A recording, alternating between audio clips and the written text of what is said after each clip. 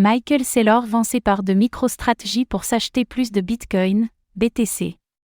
Michael Saylor, président exécutif de MicroStrategy, a récemment soumis un dossier à la Securities and Exchange Commission, SEC, annonçant la vente d'une part significative de ses actions MicroStrategy.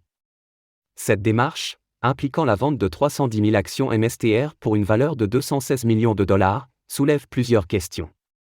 Quelles motivations l'ont poussé à prendre cette décision, et cette dernière aura-t-elle un impact sur l'entreprise ?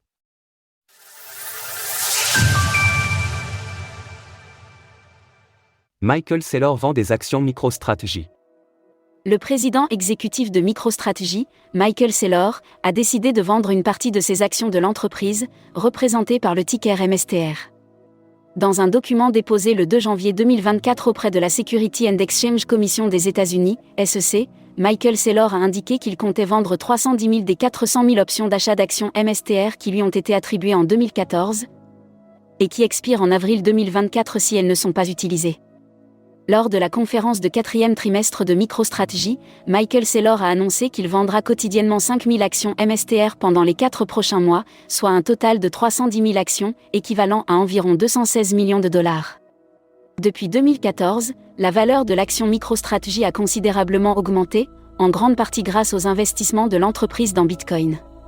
Effectuant son premier achat de BTC en 2020, MicroStrategy détient actuellement 189 150 BTC, ce qui représente 0,9% de tous les bitcoins en circulation. L'action MSTR est devenue un moyen pour de nombreux investisseurs et institutions d'obtenir une exposition au cours du bitcoin en l'absence d'un ETF Bitcoin Spot, cette dernière étant corrélée au cours du BTC. Bien que la vente de 310 000 actions de MicroStrategy, une opération qui représente presque 2% de l'offre totale, puisse effrayer certains investisseurs, le cours de l'action MSTR ne semble pas avoir été affecté, atteignant même un plus haut depuis novembre 2021 à 727 $ par action. Cette résilience peut s'expliquer par la forte dynamique dans laquelle se trouve le marché des crypto-monnaies depuis début 2023. Une année où Bitcoin a gagné plus de 150%, passant de 16 500 à 45 000 $. Parallèlement, l'action de MicroStrategy a même surperformé la reine des crypto-monnaies, enregistrant une hausse de plus de 330% depuis son plus bas à 145 $. D'un point de vue d'investisseur, il serait déraisonnable de ne pas encaisser de profit après une telle performance en si peu de temps. Cependant, est-ce la seule raison qui a poussé Michael Saylor à vendre ses actions ? Pourquoi Michael Saylor choisit-il de vendre ses actions ? Pendant la conférence de 4e trimestre de MicroStrategy, Michael Saylor a précisé qu'il vendait ses actions pour subvenir à ses besoins personnels et aussi pour acheter davantage de Bitcoin. Depuis presque une décennie maintenant, à ma demande, l'entreprise ne m'a versé qu'un salaire de $1 et j'ai choisi de ne pas être éligible au bonus au comptant.